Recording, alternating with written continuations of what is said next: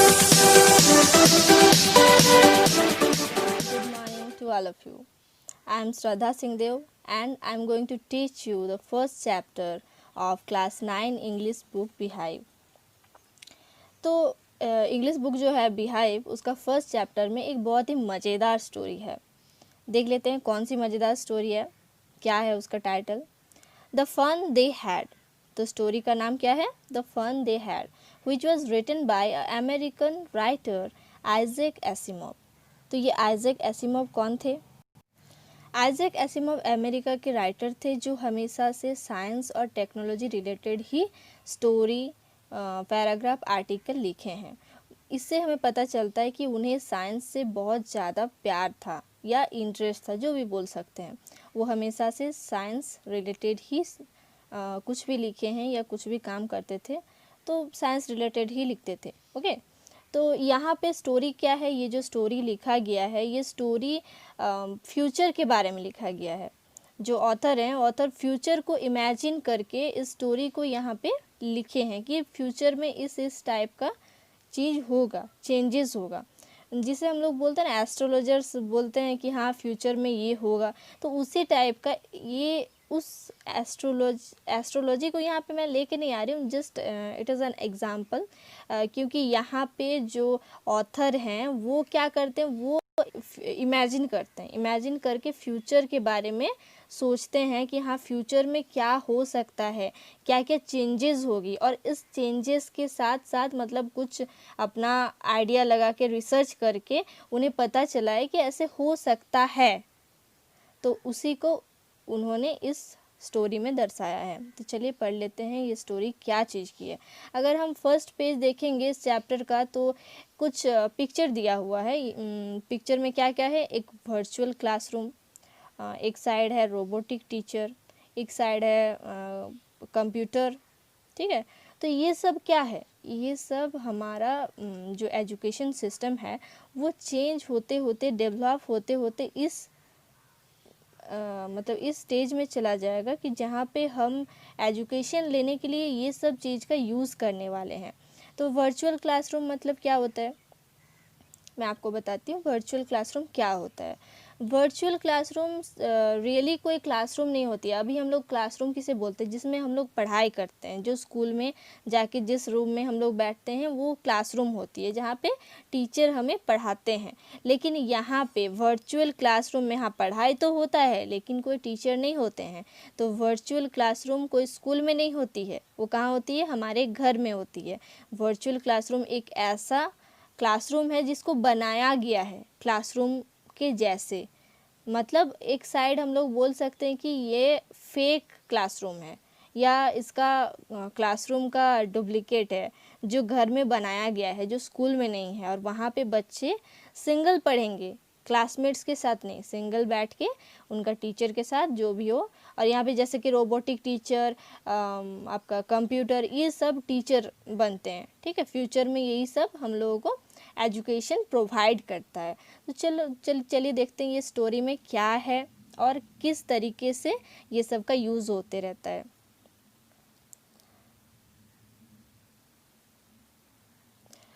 यहाँ पे देखिए लिखा हुआ है मर्जी even wrote it that night in her diary. यहाँ पे फर्स्ट कैरेक्टर हमें क्या मिला? मार्जी. मार्जी एक छोटी सी बच्ची है जो क्या कर रही थी उस रात अपने डायरी में कुछ लिख रही थी. अभी क्या लिख रही थी? On the page headed May 17, 2155, she wrote, "Today Tommy found a real book." तो उस रात को उसने अपने डायरी में लिखा था, मार्जी लिखी थी. क्या लिखी थी? On the page headed. हमेशा हम अगर कॉपी में कुछ लिखते हैं तो साइड में मतलब एकदम ऊपर में हेडिंग देते हैं और हेडिंग के साइड में हम डेट देते हैं. डेट या ईयर कुछ भी हम लोग वहाँ पे देते हैं. तो वैसे ही मार्जी भी अपना डायरी का जो पेज में वो लिख रही थी उसका हेडिंग दी थी, मतलब एकदम ऊपर में साइड में क्या लिखी थी? 17 मई 2155. तो हम लोग अभी कहाँ पे हैं? 2020 में हैं. तो अभी से कितना साल बाद? 100-150 साल बाद का स्टोरी है, ये आगे की स्टोरी है. ठीक है, तो वो ये डेट लिखी थी, मतलब ये दिन था, ये डेट था. और वो वहाँ पे क्या लिखी थी? She wrote Tommy today Tommy found a real book. Tommy और एक कैरेक्टर मिला, उसका दोस्त। टॉमी एक लड़का है और टॉमी को आज क्या मिला, एक असली का बुक मिला। अभी रियल बुक ये क्या होता है? हम तो बुक का मतलब जानते हैं, बुक क्या होता है। बुक से हम लोगों को बहुत सारा नॉलेज मिलती है, बुक से हम पढ़ाई करते हैं, बहुत बच्चे बुक से डरते भी हैं। लेकिन यहाँ पे उन लोगों को क्या बुक मिला है? Real book. ये क्या है? रियल बुक क्या है? देखिए, जो चीज़ हम कभी देखे नहीं है, उसके बारे में सुने हैं, ठीक है। जैसे कि अभी डायनासोर के बारे में हम सुने हैं, अचानक से एक डायनासोर आ जाएगा, कार्टून में हमेशा देखे हैं हम, अभी अचानक से रियल वाला आ जाएगा तो हम लोग क्या बोलेंगे? रियल डायनासोर हम देखे हैं। तो उसी टाइप का वो लोग दो बच्चे जो हैं वो रियल बुक देखे थे, रियल बुक मिल गया था उन लोगों को। फिर क्या हुआ? It was a very old book. ये बहुत ही पुराना बुक था। Margie's grandfather once said that when he was a little boy, his grandfather told him there was a time all stories were printed on paper. तो मार्जी को पता था कि book क्या है। क्यों पता था? क्योंकि उसके जो दादाजी थे, उसके दादाजी उसे बताया करते थे पहले, मतलब बताए थे, क्या बताए थे कि जब मेरे दादाजी, मतलब मार्जी का दादाजी जब छोटे थे, लिटिल बॉय थे, तो क्या मतलब क्या बोले थे? मार्जी का दादाजी जब छोटे थे तो मार्जी का दादाजी उनसे बोले थे, क्या बोले थे कि हमारे टाइम में जो कहानी है, स्टोरीज है, वो पेपर में प्रिंटेड होके आती थी। मतलब पेपर में प्रिंटेड होके, ये हमारे लिए यूजुअल है क्योंकि हम देख चुके हैं। उन बच्चों के लिए यूजुअल नहीं था क्योंकि उन्होंने कभी पेपर प्रिंटेड बुक नहीं देखे थे। तो इसीलिए वो शौक हो जाती है ये बुक देख के, और इसीलिए वो लिखती है डायरी में कि टॉमी को आज रियल बुक मिल गया। और उसे ऐसे कैसे पता चला कि इसे बुक कहते हैं? क्योंकि उसके दादाजी बताए थे। उसके दादाजी भी पढ़ाई नहीं किए थे उस बुक से, उसके दादाजी का दादाजी जब पढ़ाई करते थे तब उस टाइम पे स्टोरीज पेपर में प्रिंटेड होके आता था। तो ये बात वो सुनी है। अब क्या होगा? बुक तो मिल गया है उन लोगों को। They turn the pages which were yellow and crinkly, and it was awfully funny to read words that stood still instead of moving the way they were supposed to on a screen. You know? तो इसका मतलब क्या बोला गया है? They turn the pages, वो क्या करती है? पेज को मतलब इधर से उधर चेंज करते रहती है, टर्न करते रहती है, ठीक है, पेजेस को। बुक का जो पेज है, which were yellow, उसका कलर कैसा था पेज का? बहुत टाइम से हम कोई बुक को अगर कहीं पे रख देते हैं तो उसका पेपर का कलर कैसे हो जाता है? थोड़ा सा फीका फीका हो जाता है, येलो कलर का। तो येलो हो गया था, और जब पेपर को हम पकड़ के ऐसे मोड़ देते हैं तो फिर उसको जब सीधा करते हैं वो प्लेन सीधा नहीं होता है, वो थोड़ा सा क्रिंकली टाइप का हो जाता है। तो क्रिंकली मीन्स वैसे ही है, उसको खोलने से, मतलब एक पेपर को ऐसे मचोड़ के रख देने से, उसके बाद उसको सीधा करने से कैसे दिखता है पेपर? ऑब्वियसली सीधा प्लेन जैसे न्यू में रहता है वैसे नहीं दिखता है। तो बस उसी को क्रिंकली बोला गया है। तो वो पेपर कैसा था? येलो था और क्रिंकली था। And it was awfully funny to read words, और ये उन लोगों के लिए बहुत ही मज़ेदार थी पढ़ाई करने का। पढ़ाई करने में उन लोगों को मज़ा आ रहा था। क्यों मज़ा आ रहा था? क्योंकि जैसे ही वो वर्ड पढ़ रहे थे, उसमें जो शब्द लिखा हुआ था बुक में, वो शब्द जैसे ही वो पढ़ रहे थे तो वो कैसा लग रहा था? वो चल नहीं रहा था, वो चल अभी हम लोग सोचेंगे कि चलता कैसे, वर्ड कैसे चलता है, लेकिन उन लोगों के लिए ये बहुत ही ज़्यादा स्ट्रेंज था। क्यों स्ट्रेंज था? क्योंकि उन लोगों के पास जो बुक्स था, मतलब जो जिस एजुकेशन सिस्टम में वो एजुकेशन ले रहे थे, वहाँ पे ऐसा कुछ बुक नहीं था जहाँ पे वर्ड सब स्टिल रहे, मतलब क्या वो स्थिर रहे, ठीक है। यहाँ पे बोला गया है कि read words that stood still instead of moving the way, मतलब वो वहीं पे था जहाँ पे वर्ड्स लिखा गया था, वहीं पे वो स्थिर था, वो कहीं पे चल नहीं रहा था, मूव नहीं हो रहा था। और ये उन लोगों के लिए बहुत ही ज़्यादा मज़ेदार थी। फिर क्या होता है? They were suppose to on a screen, you know, मतलब जैसे स्क्रीन में कोई वर्ड अगर नहीं चलता है, स्टॉप हो जाता है, उस टाइप का ही दिख रहा था। यहाँ पे जो वो लोग पढ़ाई करते थे स्क्रीन में, स्क्रीन का जो मूविंग टेक्स्ट था उस टाइप का ये नहीं था। And then when they turned back to the page before, it had the same words on it that it had when they read it the first time. तो जैसे ही वो पेज फिर से वापस पलटाए, मतलब ऐसे खोले थे, उसके बाद फिर से जो पेज मतलब पढ़ के पार हो गया था, फिर से उसको ऐसे टर्न किए, जैसे फिर से टर्न किए तो उन लोगों को वो वर्ड वैसा ही दिखा, सेम ही दिखा, कुछ अलग नहीं दिखा। मतलब इधर भी जो वर्ड्स थे इधर भी वही वर्ड्स थे। तो उन लोगों को ये बहुत मज़ेदार लग रही थी, बहुत ही स्ट्रेंज लग रहा था। फिर क्या होता है, गी सेड टॉमी, टॉमी क्या बोलता है, छी, व्हाट अ वेस्ट, ये इतना मतलब वेस्ट चीज़ है, वेस्ट मटेरियल है, इसको हम लोग लेके क्या करेंगे। When you are through with the book you just throw it away I guess. तो टॉमी बोलता है कि मुझे लग रहा है कि ये बुक को ना तुम्हें फेंक देना चाहिए। क्यों फेंक देना चाहिए, क्योंकि इसमें कुछ भी नहीं है, ये एक वेस्ट चीज़ है, बेकार की चीज़ है, ये हमारा काम का नहीं है, तो इसे फेंक देना चाहिए। Our television screen must have had a million books on it and it's good for plenty more. और वो क्या बोलता है टॉमी, हमारे टेलीविज़न स्क्रीन में, हमारे मतलब जो कंप्यूटर का स्क्रीन है, टीवी का स्क्रीन है, टेलीविज़न मतलब टीवी हम लोग सब जानते हैं, और स्क्रीन मतलब जैसे ही उसका स्क्रीन में पिक्चर आता है ना, तो वही स्क्रीन को बोला गया है। तो टेलीविज़न स्क्रीन मतलब यहाँ पे क्या, वो लोग क्या टीवी में पढ़ते हैं, यस, वो लोग टीवी से पढ़ाई करते हैं, ठीक है। तो चाहे वो टीवी हो या कंप्यूटर हो, लेकिन टेलीविज़न स्क्रीन ही है जहाँ पे उन लोगों का लेसन आते रहता है, ठीक है। तो वहाँ पे टॉमी क्या बोल रहा है, मेरे टेलीविज़न, हमारे जो टेलीविज़न स्क्रीन है वहाँ पे इससे ज़्यादा बुक्स पड़े हुए हैं, और वो पढ़ के हमें क्या मिलने वाला है, इतना सारा बुक्स वहाँ पे डाउनलोड किया गया है या वहाँ पे सेव किया गया है, and it's good for plenty more, और इस बुक से वो बुक्स बहुत ज़्यादा फ़ायदेमंद है, बहुत ज़्यादा अच्छा है, ठीक है। I would not throw it away, मैं वो सब को फेंकने वाला नहीं हूँ, लेकिन तुम इस बुक को ज़रूर फेंक दोगे। फिर क्या होता है, सेम विथ माइन सेड मार्जी, तो मार्जी क्या बोली, हाँ मेरे साथ भी ऐसा ही है। क्यों ऐसा है, देखो, एक बच्चे जब कुछ बोलते हैं कि नहीं ये सही है, ये अगर सही है, नहीं ये टीचर सही पढ़ा रहे हैं, तो दूसरा बच्चा भी उसको तारीफ़ ही करता है। वो ये नहीं सोचता है कि मुझे कैसा लग रहा है। ये चैप्टर अगर कोई बच्चा बोलता है ना कि ये चैप्टर मुझे बहुत अच्छा लगा, लेकिन वो बच्चा, सामने वाला बच्चा, उसका फ्रेंड, ये नहीं सोचेगा कि मुझे अच्छा लगा कि नहीं अच्छा लगा, उसे अच्छा लगा मतलब मुझे भी अच्छा लगा। तो इस टाइप का मार्जी भी उसके साथ हाँ में हाँ मिलाती है और क्या बोलती है, वो मतलब सोचती है, ठीक है।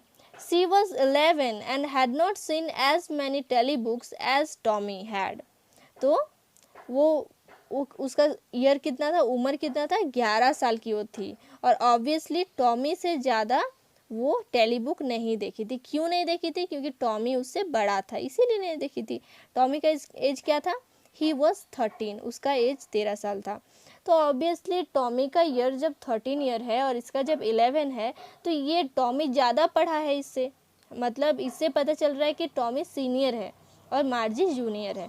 तो मार्जी से टॉमी ज़्यादा टेली बुक देखा है, इसीलिए मार्जी को लगता है कि हाँ टॉमी सही बोल रहा है। देखिए ये लाइन हमेशा, मतलब थोड़ा सा ज़्यादा ही गौर कीजिएगा, ये लाइन से हमेशा से क्वेश्चन आता है, ठीक है। तो ये हम याद रखेंगे कि इसका एज कितना है, टॉमी का एज कितना है और मार्जी का एज कितना है, ये हमेशा से क्वेश्चन आती है, ठीक है। चलिए आगे चलते हैं। She said where did you find it, तो मार्जी क्वेश्चन करती है टॉमी से कि ये बुक तुम्हें मिला कहाँ से। In my house, he pointed without looking because he was busy reading in the attic. तो यहाँ पे देखिए बहुत सारे वर्ड हमें मिलने वाले हैं, तो देख लेते हैं थोड़ा सा। इन माई हाउस, वो क्या बोलता है, टॉमी क्या आंसर देता है कि मेरे घर में मिला, और वो बिना देखे ही पॉइंटेड विदाउट लुकिंग, मतलब उस साइड में, मान लीजिए मेरा घर का इस साइड में गेट है, तो कोई अगर मुझे पूछता है कि गेट किधर है, तो मैं बिना मान लीजिए मैं इधर बिजी हूँ, तो मैं क्या दिखाऊंगी, वो देखिए उधर गेट है। तो इस का बिना देखे, विदाउट मतलब वो पॉइंट किया बिना देखे, ठीक है, क्योंकि उसे पता है कि उधर उसका रूम है और वहीं से उसे बुक मिला। तो वो क्या करता है, बिना लुकिंग, विदाउट लुकिंग वो उधर पॉइंटेड करता है। और क्या करता है, क्यों करता है, क्योंकि वो बिजी रहता है। किस काम में बिजी रहता है, वो पढ़ाई में, मतलब जो बुक मिला था उस बुक को पढ़ने में बिजी था। और कहाँ पे पढ़ रहे थे ये लोग, इन द एटिक। एटिक मतलब क्या होता है, एटिक मतलब स्टोर रूम होता है, ठीक है। एटिक मतलब स्टोर रूम होता है। मान लीजिए जो सीढ़ी होता है, सीढ़ी के नीचे जो छोटा वाला कमरा होता है जिसमें हम लोग वेस्ट मटेरियल रखते हैं, उसको एटिक बोला जाता है, ठीक है। ये आप नोट कर सकते हैं, उस घर को जहाँ पे हम लोग वेस्ट मटेरियल, पुराना चीज़ सब स्टोर करके रखते हैं, क्योंकि घर में बिखरा हुआ पड़ा हुआ रहेगा, रखने का जगह नहीं होता है, तो वो सबको हम एटिक में या स्टोर रूम में रख देते हैं। उस रूम को एटिक बोला जाता है। तो एटिक में ये लोग बैठ के पढ़ाई कर रहे थे। तो ऑब्वियसली वहीं पे मिला होगा, एटिक में ही मिला होगा वो बुक, क्योंकि वो बहुत पुराना है और उन लोगों के हिसाब से वो वेस्ट मटेरियल है। व्हाट्स इट अबाउट, तो मार्जी क्या पूछती है, ये किसके बारे में है, ये जो बुक है ये किसके बारे में, क्या चीज़ है, क्या लिखा हुआ है। तो टॉमी आंसर करता है स्कूल, स्कूल के बारे में, विद्यालय के बारे में है। Margie was scornful, school, words there to write about school, school के बारे में वो मतलब एकदम इरिटेट होके बोल रही है, ठीक है। स्कूल के बारे में, स्कूल के बारे में लिखने के लिए बचाई क्या है, क्या लिखा हुआ होगा स्कूल के बारे में।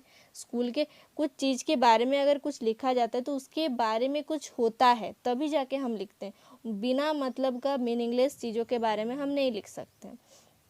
तो स्कूल के बारे में क्या है लिखने के लिए जो लिखा गया है बुक में, I hate school, मार्जी always hated school. तो वो क्या बोलती है, आई हेट स्कूल, मुझे स्कूल बिल्कुल पसंद नहीं है। तो क्यों नापसंद करती है, बच्चे कभी क्या स्कूल नापसंद करते हैं, भले पढ़ाई को नापसंद करते हैं पर स्कूल को कभी नहीं करते हैं। लेकिन यहाँ पे कुछ अलग ही दिख रहा है, मार्जी को स्कूल बिल्कुल पसंद नहीं था। तो चलिए देख लेते हैं क्यों पसंद नहीं था। मार्जी always hated school but now see hated it more than ever. मार्जी हमेशा से स्कूल को नापसंद करती थी, लेकिन अभी जो सिचुएशन था, अभी बहुत ज़्यादा, उससे भी बहुत ज़्यादा मतलब हेट करती है। क्यों हेट करती है, क्यों नापसंद करती है। Margie always hated school, but now she hated it more than ever. The mechanical teacher had been giving her test after test in geography, and she had been doing worse and worse until her mother had shaken her head sorrowfully and sent for the county inspector.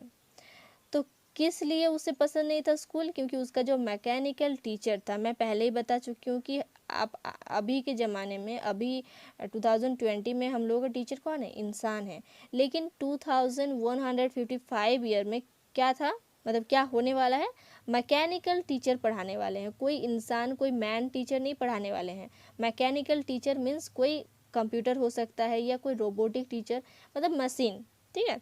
तो इसका जो mechanical teacher था वो क्या कर रहा था, इसको मतलब बार बार टेस्ट ले रहा था, टेस्ट के ऊपर टेस्ट ले रहा था जियोग्राफी में।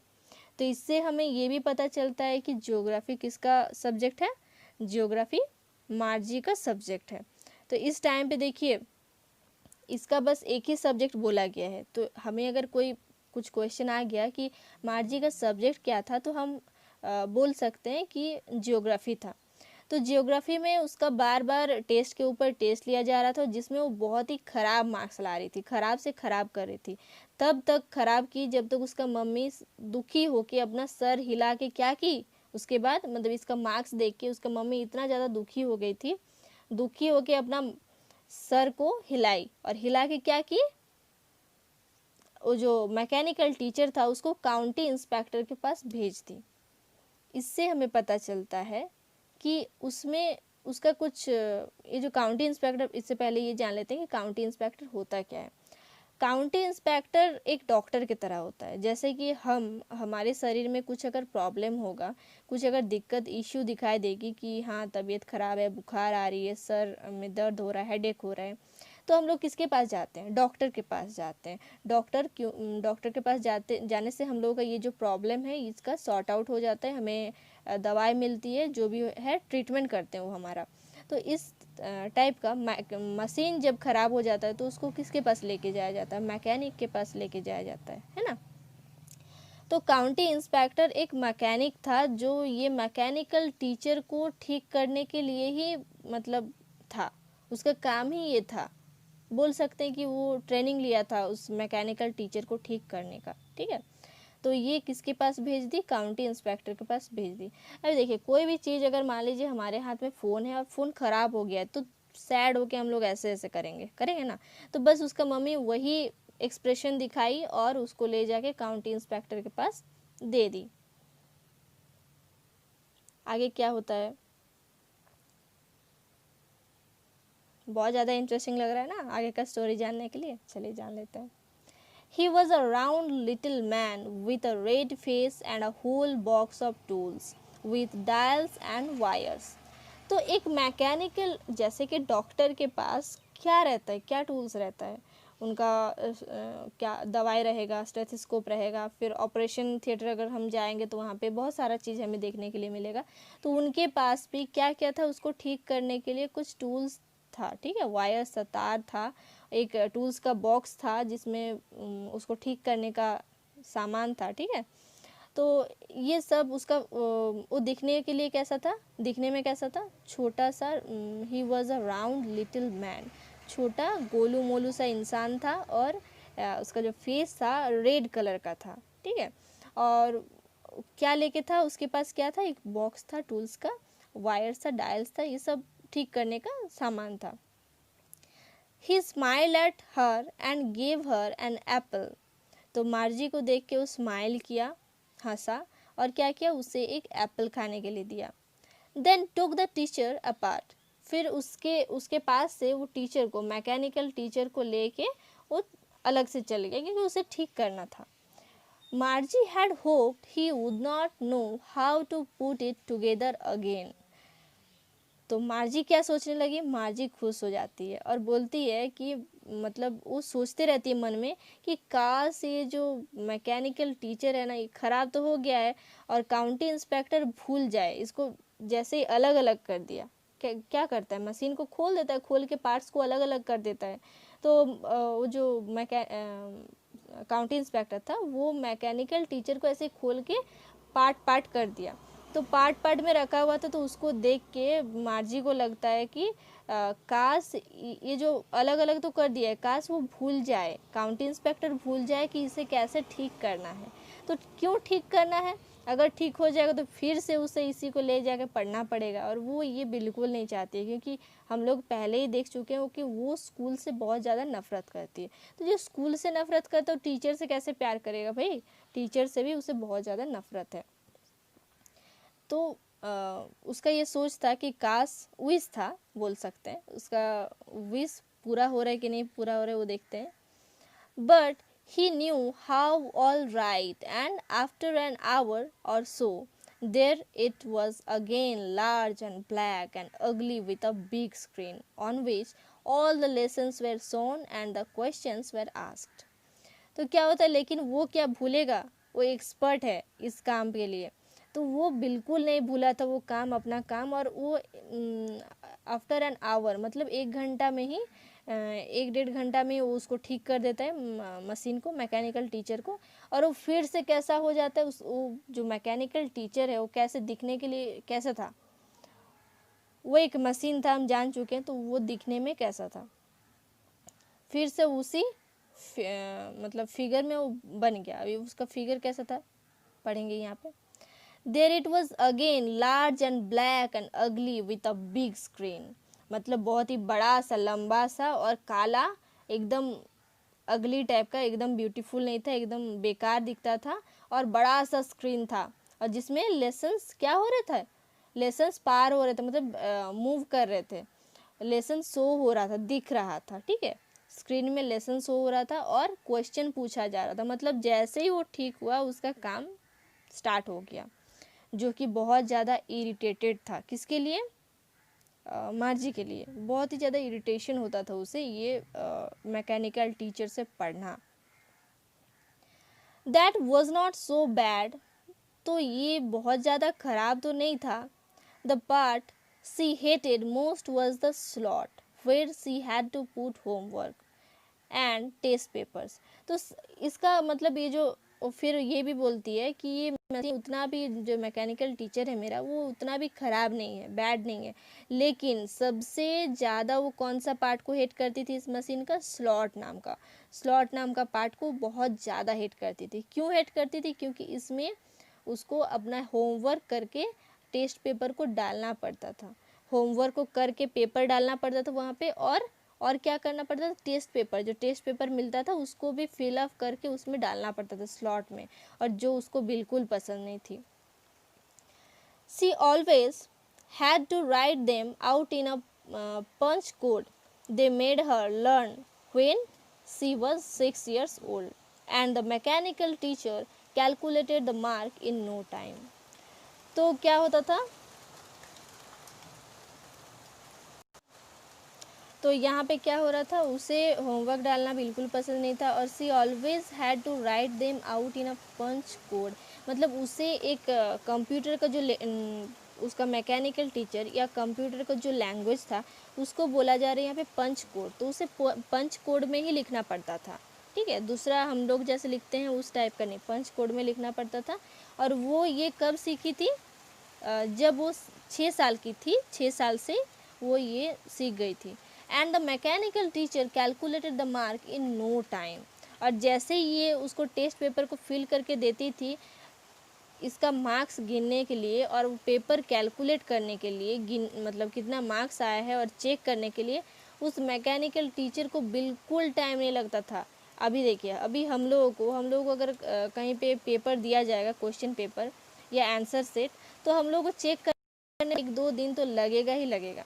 अगर बहुत ज़्यादा हो तो फिर और ज़्यादा टाइम लगता है चेक करने में, लेकिन इस कंप्यूटर या मैकेनिकल टीचर को बिल्कुल भी समय नहीं लगती थी उसे चेक करने के लिए और उसे वापस देने के लिए। The inspector had smiled after he was finished and पैटेड her head. वो क्या किया? इंस्पेक्टर फिर से स्माइल किया जब उसका काम ख़त्म हो गया और मार्जी के सर के ऊपर से हाथ घुमाया। ठीक है, जैसे बच्चों को हम ट्रीट करते हैं उस टाइप का। He said to her mother, "It's not the little girl's fault, Mrs. Jones." तो वो क्या बोलते हैं? काउंटी इंस्पेक्टर क्या बोलता है उसकी मम्मी को? उसका मम्मी का नाम भी यहाँ पे दिया हुआ है, मिसेस जॉन्स। तो मिसेस जॉन्स, ये छोटी सी बच्ची का गलती नहीं है, ये मार्ची का गलती नहीं है। ये क्या हुआ था? I think the geography sector was geared a little too quick. Geared a little too quick मतलब आगे चल गया था। आई थिंक, मुझे लगता है कि ये जो जियोग्राफी, भूगोल का सेक्टर था, वो क्या हो गया था? थोड़ा सा बहुत मतलब आगे चल गया था लेवल वाइज। मान लीजिए क्लास 4 का बच्चा को हम लोग क्लास 6 का कुछ भी चैप्टर दे देंगे तो वो नहीं पढ़ पाएगा, क्योंकि वो थोड़ा सा ज़्यादा एडवांस होता है। तो वैसे ही एडवांस हो गया था थोड़ा सा, इसीलिए उसे प्रॉब्लम हो रही थी। इसीलिए मार्जी को ज़्यादा मार्क्स नहीं आ रहा था, वो पढ़ नहीं पा रही थी, वो कर नहीं सक रही थी, उसे हार्ड लग रहा था। Those things happen sometimes, ये होते रहता है कभी कभार, क्योंकि मशीन है, मशीन तो कभी कभार ख़राब हो ही जाएगा, इंसान तो है नहीं।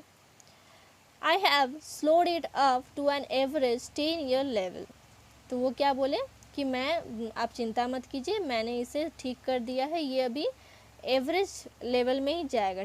10 साल का जो 10 साल के बच्चों के लिए जो लेवल है उसमें आ जाएगा इसका सेक्टर, और ठीक से पढ़ाई होगा, अभी कुछ प्रॉब्लम नहीं होगा।